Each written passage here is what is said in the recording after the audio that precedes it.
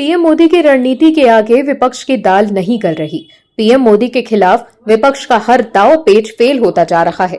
राहुल गांधी और विपक्ष के लोग लगातार ये कोशिशें कर रहे हैं कि कैसे भी पीएम मोदी को घेर लें, लेकिन पीएम मोदी विपक्ष से एक कदम आगे चल रहे हैं। विपक्ष के लोग सीजेपी और अभिजीत दीपके के साथ मिलकर देश के युवाओं, खासतौर पर जेनजी को अपने पाले में करने की कोशिश कर रहे हैं। लेकिन जिस इंस्टाग्राम के जरिए दीपके ने जेनजी को बीजेपी के खिलाफ करने की कोशिश की, उसी इंस्टाग्राम के जरिए पीएम मोदी ने जेनजी को अपने पाले में कर लिया। जिस तरह से पीएम मोदी का वीडियो इंस्टाग्राम पर वायरल हो रहा है, उससे साफ है कि युवाओं के बीच उनकी लोकप्रियता सबसे ज्यादा है। वहीं अब पीएम मोदी ने मंगलवार को अपने आधिकारिक इंस्टाग्राम हैंडल पर एक और वीडियो पोस्ट किया, जो कि वायरल हुआ। इस वीडियो में पीएम मोदी ने देश की जनता से बड़ी अपील कर दी। पीएम मोदी ने देश के लोगों से हर घर पर तिरंगा लहराने की अपील की। आपको बता दें, 15 अगस्त के दिन भारत अपना 80वां स्वतंत्रता दिवस मनाने जा रहा है। ऐसे में इस अवसर पर हर घर तिरंगा अभियान चलाया जा रहा है और अलग अलग हिस्सों में तिरंगा यात्रा भी निकाली जा रही है। पीएम मोदी ने इंस्टाग्राम पर पोस्ट किए गए वीडियो में जनता से अपील करते हुए कहा कि आइए 15 अगस्त को आन बान शान से मनाएं, स्वतंत्रता दिवस के सेनानियों को श्रद्धांजलि दें, विकसित भारत का संकल्प लें, हर घर तिरंगा, हर घर तिरंगा, हर मन तिरंगा। आइए हर घर पर तिरंगा लहराएं। आपको बता दें कि इससे पहले मंगलवार को एनडीए सांसदों की साप्ताहिक बैठक के दौरान सांसदों ने तिरंगा लहराकर, साथ ही वंदे मातरम और भारत माता की जय के नारे लगाकर प्रधानमंत्री नरेंद्र मोदी का स्वागत किया था।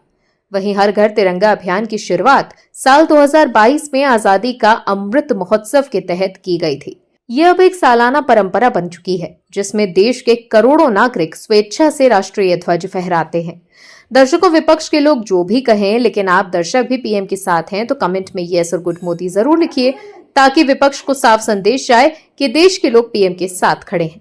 इस खबर में आगे बताएंगे आपको सब कुछ डिटेल में कि कैसे सीजेपी की खुल गई है पोल और कैसे राहुल गांधी हो गए हैं एक्सपोज। तो बने रहिए हमारे साथ अंत तक और देखते रहिए हमारी ये खास रिपोर्ट। साथ ही आप दर्शकों से विनम्र निवेदन है कि अगर अब तक आपने हमारे चैनल को सब्सक्राइब नहीं किया तो अभी कर लीजिए, साथ ही बेल आइकॉन को दबाना बिल्कुल भी मत भूलिए। दर्शकों, भारतीय स्वतंत्रता संग्राम का मूल मंत्र और मातृभूमि की भक्ति का सबसे बड़ा प्रतीक वंदे मातरम कांग्रेस ने एक बार फिर घृणा दिखाना शुरू कर दिया है। एक तरफ जहां देश इस कालजयी रचना के 150वें वर्ष पूरे होने का उत्सव मना रहा है और केंद्र की मोदी सरकार इसे राष्ट्रगान के समकक्ष सम्मान दिलाने, साथ ही लाल किले से लेकर पूरे देश में इसके सभी छंदों के सामूहिक गायन को प्रोत्साहन दे रही है, वहीं दूसरी तरफ कांग्रेस पार्टी का रुख आज भी वैसा ही है जैसा स्वतंत्रता संग्राम के समय था। कांग्रेस का ये चरित्र दशकों बाद भी नहीं बदला है। जब भी वंदे मातरम के पूर्ण रूप से गायन या फिर इसके सम्मान की बात आती है, कांग्रेस उसके तुष्टीकरण वाले सहयोगी दल विरोध में खड़े हो जाते हैं। कांग्रेस को सिर्फ अपने वोट बैंक को खुश करने से मतलब है। दरअसल हाल ही में केरल से सामने आए विरोध ने एक बार फिर साबित कर दिया है कि कांग्रेस के नेताओं के भीतर राष्ट्रीय गीत वंदे मातरम को लेकर किस हद तक घृणा भरी हुई है, जहां उनके नेता यहां तक कहने के लिए नहीं हिचक रहे कि भले ही उन्हें गोली मार दी जाए, लेकिन वो पूरा वंदे मातरम नहीं गाएंगे। भारत के सिवा स्वतंत्रता दिवस 15 अगस्त 2026 के ऐतिहासिक अवसर पर एक अभूतपूर्व दृश्य देखने को मिलने जा रहा है। रक्षा मंत्रालय द्वारा दी गई जानकारी के अनुसार इतिहास में पहली बार लाल किले प्राचीर से प्रधानमंत्री के आगमन पर पूरे वंदे मातरम के सभी छंदों का गायन किया जाएगा। वहीं दूसरी तरफ केरल की यूटीएफ समर्थित राजनीति और कांग्रेस नेताओं ने इसके खिलाफ मोर्चा खोल दिया है। केरल के मुख्य सचिव विश्वनाथ सिन्हा द्वारा 6 अगस्त को जारी उस सर्कुलर के बाद विवाद खड़ा हो गया, जिसमें स्वतंत्रता दिवस के कारणों में वंदे मातरम को पूरा गाने का प्रशासनिक निर्देश दिया गया था। इस निर्देश के आते ही केरल में सत्ता और विपक्ष दोनों के बीच घबराहट फैल गई। वहीं केरल के स्वास्थ्य मंत्री के मुरलीधरन ने स्पष्ट रूप से कह दिया कि राज्य में सरकारी कार्यक्रमों के दौरान राष्ट्रीय गीत के सभी छंद नहीं गाए जाएंगे और केवल पारंपरिक रूप से चले आ रहे शुरुआती 2 छंद ही गाए जाएंगे। इससे भी आगे बढ़कर कांग्रेस के वरिष्ठ सांसद राजमोहन उन्नीथन ने विवादित बयान देते हुए कहा कि हम इस जीवन में वंदे मातरम का पूरा गायन स्वीकार नहीं कर सकते। नरेंद्र मोदी हमें गोली मारने की धमकी दें तब भी वंदे मातरम को पूरा नहीं गाया जाएगा। ऐसे में अब कांग्रेस सवालों के घेरे में आ गई है। वहीं बीजेपी नेता सुधांशु त्रिवेदी ने राहुल गांधी पर तंज कसते हुए कहा कि कांग्रेस नेता को सदन में सुनना चाहिए और रांची जाना चाहिए। बीजेपी सांसद ने कहा कि राहुल गांधी कभी कुछ बोलते हैं तो कभी कुछ। राहुल गांधी लगातार अपना स्टैंड बदल रहे हैं। राहुल गांधी ने सदन को सनक और अपनी उद्दंडता से बंधक बना लिया है। उन्होंने कहा कि राहुल गांधी भागो मत, डरो मत और कान खोलकर जवाब सुनो। दर्शकों, दीपके ने एक वीडियो बनाते हुए घोषणा की कि वो 15 अगस्त से ग्रामीण इलाकों के सरकारी स्कूलों में सोशल ऑडिट का एक राष्ट्रव्यापी अभियान चलाएंगे। पहली नजर में किसी को भी ये छात्र हित और सामाजिक सुधार की दिशा में उठाया गया बड़ा कदम लग सकता है, लेकिन हकीकत में ये केवल अवसरवाद की राजनीति और पब्लिसिटी की भूख के लिए एक सुनियोजित एजेंडा है। क्योंकि अगर दीपके को वाकई छात्रों की चिंता होती तो वो झारखंड में छात्रों के प्रदर्शन में शामिल होकर उनके लिए आवाज बुलंद करते, ना कि अपने घर में बैठे रहते। लेकिन दीपके इसलिए झारखंड नहीं गए क्योंकि वहां जेएमएम और कांग्रेस की सरकार है। अगर झारखंड में बीजेपी की सरकार होती तो बिना देर किए दीपके झारखंड पहुंच गए होते। लेकिन अभिजीत दीपके ने झारखंड जाना तो दूर, शुरुआत में इस प्रदर्शन को लेकर कोई सुध ही नहीं ली। बाद में जब सोशल मीडिया पर थू थू शुरू हुई तो अचानक कुछ जगह एक वीडियो कॉल की रिकॉर्डिंग वायरल की गई। हाँ, दीपके ने झारखंड प्रदर्शनकारियों से बात करके साथ देने का आश्वासन जरूर दिया है। बाद में झारखंड आंदोलन पर बैठे युवा लगातार अभिजीत दीपके से सवाल पूछते रहे, आप हमारे बीच कब आ रहे हैं, कब हमारे लिए आवाज उठाओगे? मगर दीपके ने सिर्फ यही बहाने लगाए कि अभी हम बीमार हैं, मेरी टीम में सब बीमार हैं, मुझे टाइफाइड हो गया है। वहीं जंतर मंतर प्रोटेस्ट का रूप और झारखंड प्रदर्शन पर दीपके का रवैया देखने वाले लोगों को ज्यादा समझने में देर नहीं लगेगी कि खेल क्या है। अब देश के सामने सब कुछ साफ होने लगा है कि जंतर मंतर पर विपक्ष के हर नेता से मिलकर हाथ मिलाने वाले अभिजीत दीपके का असली मकसद छात्र हित नहीं बल्कि सिर्फ बीजेपी और मोदी विरोध था। क्योंकि अगर वो निष्पक्ष हैं तो झारखंड में विपक्षी गठबंधन की सरकार होने की वजह से दीपके इस मुद्दे पर फूंक फूंक कर कदम नहीं रखते।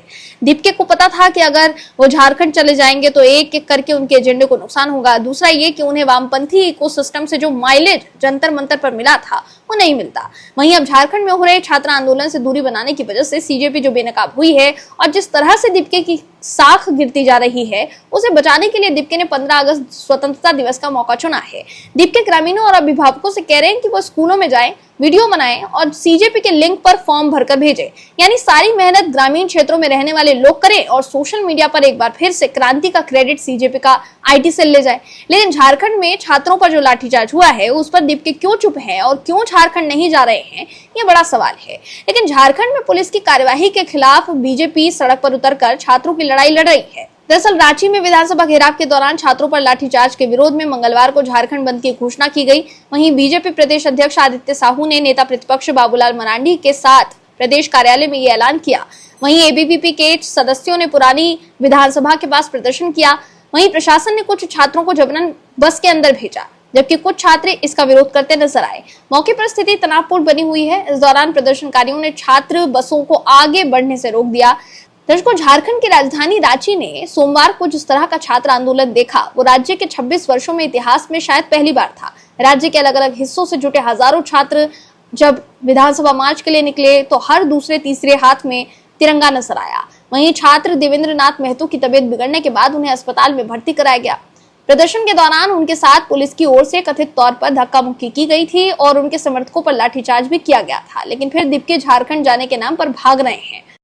राहुल गांधी लगातार पीएम मोदी और बीजेपी को घेरने की कोशिश कर रहे हैं, लेकिन वो विपक्ष को एकजुट नहीं रख पा रहे।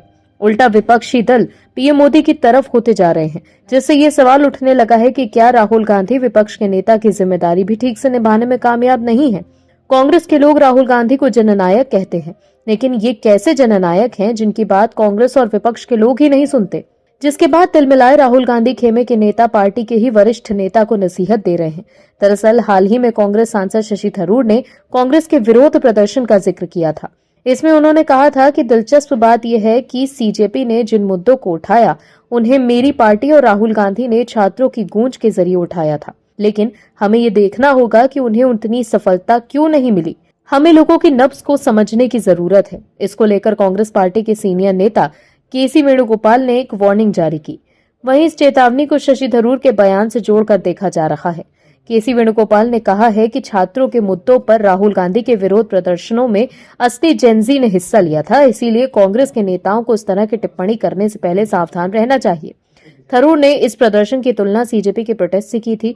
इस पर वेणुगोपाल ने कहा है कि उन्हें नहीं लगता कि थरूर ने जानबूझकर ऐसी टिप्पणी की थी। वहीं दूसरी तरफ विपक्ष के लोग भी पीएम मोदी के साथ जुड़ते जा रहे हैं। दर्शकों, मॉनसून सत्र के दौरान कांग्रेस और विपक्ष के हंगामे के बीच पीएम मोदी अलग ही खेला करने में लगे हैं। दरअसल विपक्ष के बड़े नेता शरद पवार और बीजेपी के बीच नजदीकियां बढ़ती जा रही हैं। शरद पवार के सभी सांसद सोमवार को पीएम मोदी से संसद भवन में मुलाकात करने पहुंचे। शरद पवार के सभी 8 लोकसभा सांसद संसद भवन स्थित प्रधानमंत्री कार्यालय में पीएम मोदी से मुलाकात पे गए। आधे घंटे तक एनसीपी एसपी के सांसदों ने पीएम मोदी से बात की। वहीं इस मुलाकात के पीछे की वजह महाराष्ट्र के अहम मुद्दों को लेकर एनसीपी एसपी के सांसद प्रधानमंत्री मोदी के साथ किया। शरद पवार की बेटी और सांसद सुप्रिया सूले के मुताबिक पार्टी के महाराष्ट्र से जुड़े कई गंभीर और लंबे समय से चले आ रहे मुद्दों पर प्रधानमंत्री का ध्यान खींचने के लिए मुलाकात का समय मांगा गया था।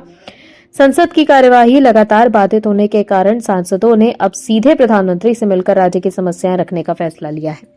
परिसीमन बिल पर समर्थन जुटाने की भाजपा एनडीए सरकार की सियासी कोशिशों के बीच इंडी गठबंधन के एक प्रमुख घटक दल एनसीपी एसपी के 8 सांसदों को सोमवार को प्रधानमंत्री मोदी से हुई मुलाकात को लेकर राजनीतिक चर्चाओं का बाजार गर्म है। वहीं बीजेपी नेता नवनीत राणा ने मीडिया से बातचीत में यह कहा कि महाराष्ट्र के विकास के लिए अगर शरद पवार की पार्टी के सांसद मिल रहे हैं, मुझे लगता है कि वो महाराष्ट्र की ओर प्रगति के बारे में सोच रहे हैं और इस सोच के साथ पीएम मोदी से मिल रहे हैं, तो इसमें किसी तरह की कोई बुरी बात नहीं है। नवनीत राणा ने ये कहा कि कयास तो कुछ भी लगाया जा सकता है। मुझे लगता है कि हर कयास अच्छा ही होगा महाराष्ट्र के विकास के लिए। मुझे लगता है कि अगर वो कुछ सोच भी रहे हैं तो इससे बड़ी अच्छी बात कोई और नहीं हो सकती।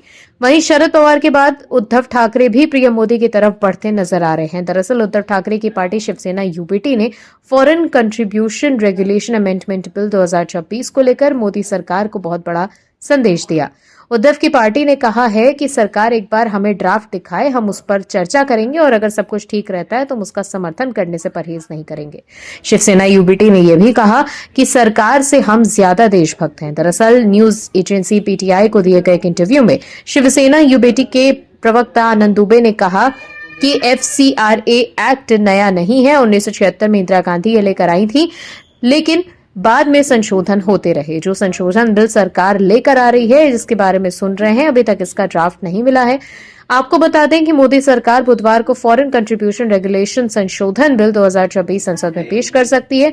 ऐसे में सुप्रिया सूले के साथ उनकी पार्टी के सांसदों का पीएम मोदी से मुलाकात के समय ने राजनीतिक हलकों में ध्यान खींचा है। सबसे बड़ा मुद्दा फॉरेन कंट्रीब्यूशन रेगुलेशन संशोधन बिल है, जिसे लेकर विपक्ष लगातार कड़ा विरोध कर रहा है।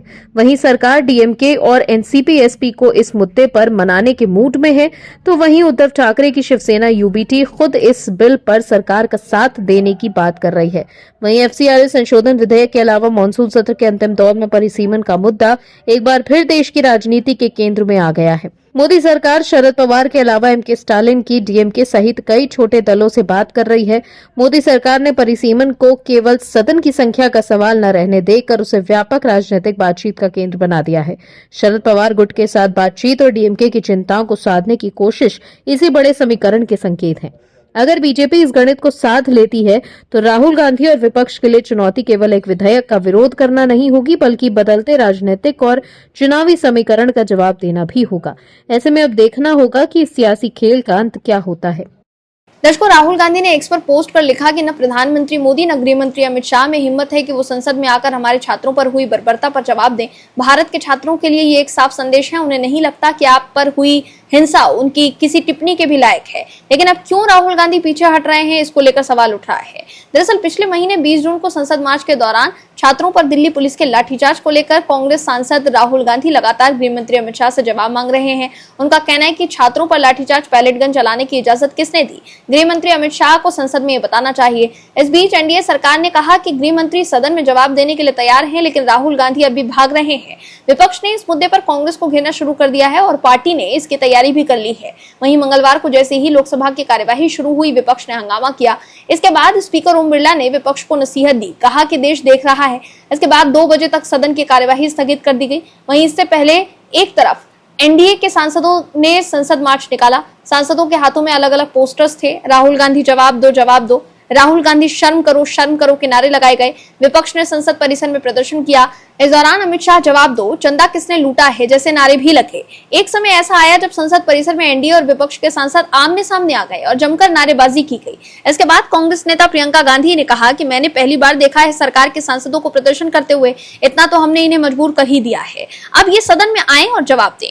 दरअसल झारखंड में प्रदर्शन के दौरान छात्रों पर हुए लाठीचार्ज ने सरकार को नई संजीवनी दी है। विपक्ष दिल्ली में लाठीचार्ज पर अमित शाह से जवाब मांग रहा था, तो वहीं अब बीजेपी झारखंड पर राहुल गांधी को घेर रही है। बीजेपी के वरिष्ठ नेता तरुण चुग ने कहा कि राहुल गांधी का मापदंड दोहरा है। मनोज तिवारी ने कहा कि अमित शाह जवाब देंगे, राहुल गांधी भागना मत।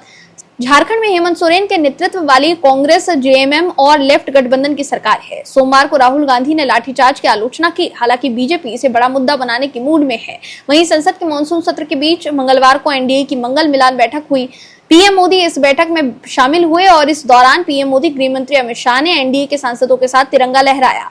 बताया जा रहा है कि मीटिंग से निकलते वक्त एनडीए नेताओं के हाथों में पोस्टर होंगे कि गृह मंत्री चर्चा के लिए तैयार हैं, विपक्ष भाग रहा है। इससे पहले संसदीय कार्य मंत्री किरेन रिजिजू ने सोमवार को कहा था कि सरकार देश भर के छात्र आंदोलनों और उनसे जुड़ी गतिविधियों पर विस्तृत चर्चा कराने और इस पर गृह मंत्री अमित शाह के जवाब के लिए तैयार है, लेकिन विपक्ष को जवाब शांतिपूर्ण ढंग से सुनना होगा।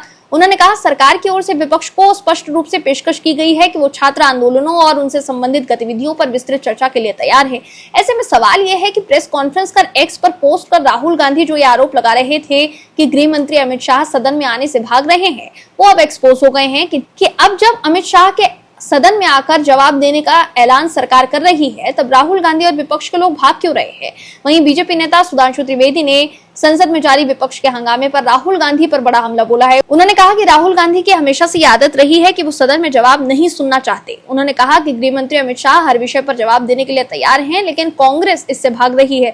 उन्होंने कहा कि कांग्रेस का इतिहास रहा है कि वो सदन में चर्चा से भागती है। सुधांशु त्रिवेदी ने राहुल गांधी पर तंज कसते हुए कहा कि कांग्रेस नेता को सदन में सुनना चाहिए और रांची जाना चाहिए। तो देखा आपने कि कैसे अब राहुल गांधी बैकफुट पर आ गए हैं। अब राहुल गांधी को जवाब देना चाहिए कि झारखंड में उनकी सरकार में छात्रों पर लाठीचार्ज क्यों हुआ। Bureau report, OMS news. आप दर्शकों से विनम्र निवेदन है कि चैनल को सब्सक्राइब जरूर करें